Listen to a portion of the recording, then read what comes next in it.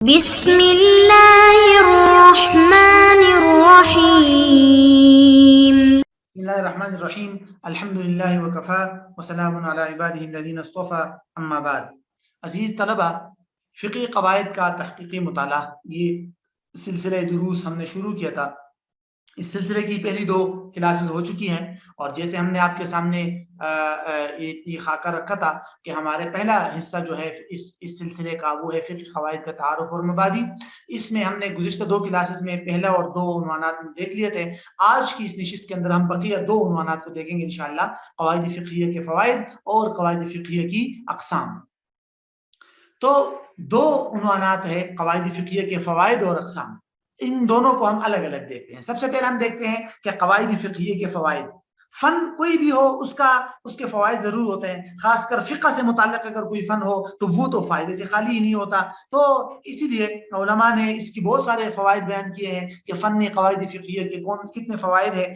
دکتور محمد مصطفیٰ الزحیلی جنہوں نے بڑی مشہور کتاب لکھی ہے القواعد الفقہیہ و تطبیقاتها فی المذاہب الاربعہ، انہوں نے جو خاص فوائد کا تذکرہ کیا ہے، ان میں پہلا فائدہ جو ہے انہوں نے یہ ذکر کیا ہے تسہیل ضبط الاحکام الفقہیہ، یعنی قواعد فقہیہ کے ذریعے سے جزئیات اور احکامات فقہیہ اور جو ہے ان کا احاطہ اور ان کو ضبط کرنا آسان ہو جاتا ہے. اس کے بغیر ہر مسئلے کو الگ الگ دیکھ کر اس کو یاد رکھنا مشکل ہوتا ہے، لیکن ایک قاعدہ، ایک اصول کو یاد رکھنا اور اس اصول کے تحت جتنے بھی مسائل ہوتے ہیں وہ خود بخود انسان کو ضبط ہو جاتے ہیں. تو مختلف فقہی احکامات کے ضبط کا آسان ہونا یہ اس کا سب سے مشہور اور بڑا فائدہ ہے اس فن کا. دوسرا اس کا فائدہ ہے تسہیل الحفظ و بقاء الجزئیات یا بقاء الجزئیات فی الذہن، کہ اس کے ذریعے جزئیات کا یاد کرنا بھی آسان ہوتا ہے اور ان کو ذہن میں برقرار رکھنا بھی آسان ہوتا ہے. اب ویسے تو یہ ہوتا ہے کہ فقہی احکامات بے انتہا ہے، جتنے انسان کے افعال اور اعمال ہیں اتنے ہی فقہی احکامات ہوں گے. اب ہر انسان کے ہر فعل اور ہر عمل کے لیے الگ فقہی حکم دیکھنا اور اس کو یاد رکھنا یہ کوئی آسان کام نہیں ہے. اس کو نہ حفظ کرنا آسان ہے، نہ اس کو ذہن میں برقرار رکھنا آسان ہے. اسی لیے قواعد اور اصول کو اگر انسان ذہن میں رکھے تو ان قواعد اور ان اصول کے ذریعے مختلف جزئیات، مختلف فقہی احکامات کا حفظ کرنا اور یاد کرنا بھی آسان ہو جاتا ہے، اور ان کو یعنی ان کا ذہن میں برقرار رہنا بھی دیر پا ہوتا ہے، وہ جلدی ذہن سے محو اور مٹتے نہیں ہیں. تو یہ اس کا بڑا جو ہے اہم فائدہ یہ بھی ہے. تیسرا اس کا جو فائدہ ہے وہ یہ ہے کہ قواعد فقہیہ کو صحیح سمجھ کر یاد کرنے والا شخص جو ہے وہ اشتباہ، تناقض کی تکلیف سے محفوظ رہتا ہے. بسا اوقات ایسا ہوتا ہے کہ ایک انسان اگر مختلف جزئیات اور ہر فقہی حکم کو الگ دیکھتا ہے تو بسا اوقات اس کے سامنے 2 فقہی احکامات یا جزئیات آپس میں ایک دوسرے کے ساتھ کانفلکٹ نظر آتے ہیں، ایک دوسرے کے ساتھ متناقض نظر آتے ہیں. تو اس کو یہ اشتباہ ہوتا ہے کہ بھئی یہ کیا مسئلہ ہے، یہ والا حکم اور یہ والا حکم بظاہر ایک جیسے ہیں لیکن حکم دونوں کا الگ الگ ہے، یہاں یہ تناقض ہے، یہاں تعارض ہے، یہ کیوں؟ اس تناقض اور تعارض سے بچنے میں قواعد فقہیہ بڑا اہم کردار ادا کرتی ہے. جب قواعد فقہیہ انسان کو یاد ہو تو پتہ چل جاتا ہے کہ بھئی اس والے مسئلے پر یہ قاعدہ فٹ ہوتا ہے، اس والے مسئلے پر یہ قاعدہ متفق ہوتا ہے، اس لیے دونوں میں فرق ہے.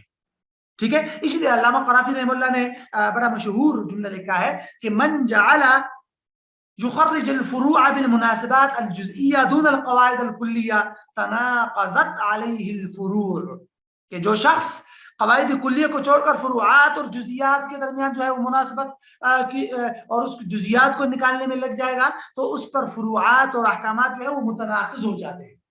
ٹھیک ہے، اور اس کو پھر تعارض نظر آتا ہے. بہرحال یہ بھی اس کا ایک بڑا اہم فائدہ ہے.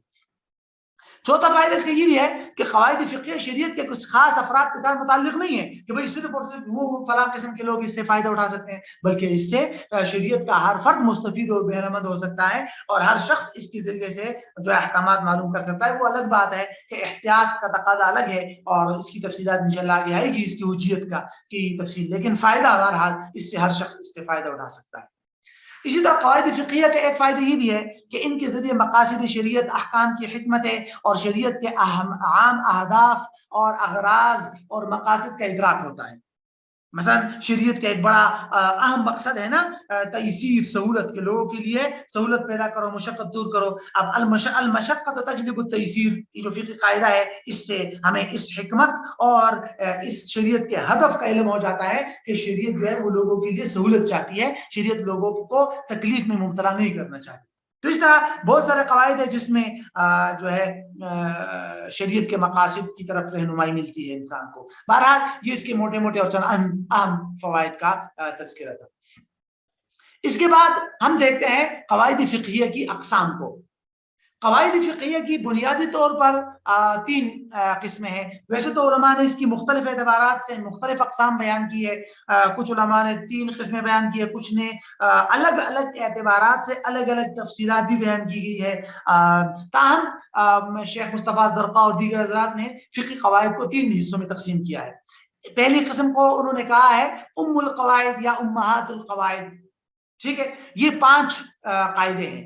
یہاں تو بنیادی طور پر یہاں سے الامور بمقاصدها پہلا قاعدہ ہے اس کا، اور الیقین لا یزول بالشک دوسرا ہے، المشقۃ تجلب التیسیر تیسرا ہے، الضرر یزال چوتھا قاعدہ ہے امہات القواعد میں سے، اور العادۃ محکمۃ یہ قاعدہ نمبر 5 ہے. ان 5 کو انہوں نے اور بہت سارے علماء نے امہات القواعد یا ان میں سے ہر ایک کو ام القواعد کا نام دیا ہے کہ یہ وہ بڑے قواعد ہیں جن پر تقریباً ائمہ اربعہ کا اتفاق ہے. فی الجملہ جزیات تفصیلات میں اختلافات ہو سکتے ہیں، لیکن ان قواعد پر تقریباً تمام ائمہ کا اتفاق ہے کہ یہ فقہی قواعد ہے اور قابل اخذ اور قابل یعنی استخراج ہے. بہرحال تو یہ ہے، اس کو پہلی قسم کا نام دیا گیا ہے امہات القواعد. دوسری قسم جو ہے ان کا نام ہے قواعد اساسیہ. اس کو قواعد اصلیہ یا مستقلہ بھی کہتے ہیں، اور اس کو قواعد کلیہ کا نام بھی دیا ہے بعض حضرات نے. اس کا مطلب یہ ہوتا ہے کہ یہ وہ قواعد ہے جو بذات خود کسی دوسرے قواعد سے مستخرج یا نکلے ہوئے نہیں ہوتے، یعنی ایک مستقل قاعدے ہوتے ہیں. ان کو باقاعدہ فقہاء نے مرتب کیا ہوتا ہے، لیکن یہ خود کسی دوسرے قاعدے پر یعنی کسی دوسرے قاعدے پر ان کا وجود موقوف نہیں ہوتا. جیسے الاجتہاد لا ينقض بالاجتہاد او بمثله، اسی طرح اذا اجتمع الحلال والحرام غلب الحرام. اس طرح کے کچھ قواعد ہیں کہ جن کو قواعد اساسیہ کا نام دیا گیا ہے، جو کسی دوسرے قاعدے پر متفرع اور موقوف نہ ہو. اور قواعد متفرعہ اس کو غیر اصلیہ بھی کہتے ہیں. یہ وہ قواعد ہوتے ہیں جو دوسرے قواعد سے مستنبط اور مستخرج ہوتے ہیں. مثال کے طور پر العبرۃ فی العقود للمقاصد والمعانی للالفاظ والمبانی، علماء نے لکھا یہ قاعدہ جو ہے یہ در حقیقت الامور بمقاصدها والے قاعدے سے نکلا ہوا ہے. اسی طرح ایک اور قاعدہ ہے الضرورات تقدر بقدرها. اس قاعدے کے بارے میں علماء نے لکھا ہے کہ وہ قاعدہ ایک اور قاعدے سے نکلا ہوا ہے، وہ ہے الضرورات تبیح المحظورات، کہ اس قاعدے سے یہ پہلا والا قاعدہ نکلا ہوا ہے. تو اس طرح جو قاعدہ خود کسی دوسرے قاعدے سے نکلا ہوا اس کو کہتے ہیں قاعدے متفرعہ. تو بہرحال یہ اجتہادات علماء کے مختلف نام دیے گئے ہیں. اگر آپ جدید کتابیں دیکھیں گے، جو جدید کتابیں لکھی گئی ہے اس میں تو عجیب عجیب تقسیمات بیان کی گئی ہے. مطلب کلی اور غیر کلی ہونے کے اعتبار سے الگ فرق ہے، یعنی کہ اقسام ہے. پھر اسی طرح اساسی اور غیر اساسی ہونے کے اعتبار سے الگ تقسیم ہے. پھر فقہی مذاہب کے اعتبار سے الگ تقسیم ہے کہ حنفی کیا ہی ہے، شافعی کیا ہی ہے. اس طرح تو جدید جو کتابیں ہیں اس کو اگر آپ دیکھیں گے تو اس میں آپ کو بہت ساری قسمیں اس کی مل جائے گی. بہرحال یہ چند بنیادی قسمیں تھی جو آپ کے سامنے آ گئی. اس میں مزید ڈیٹیل میں جانے کی کوئی خاص ضرورت نہیں ہے.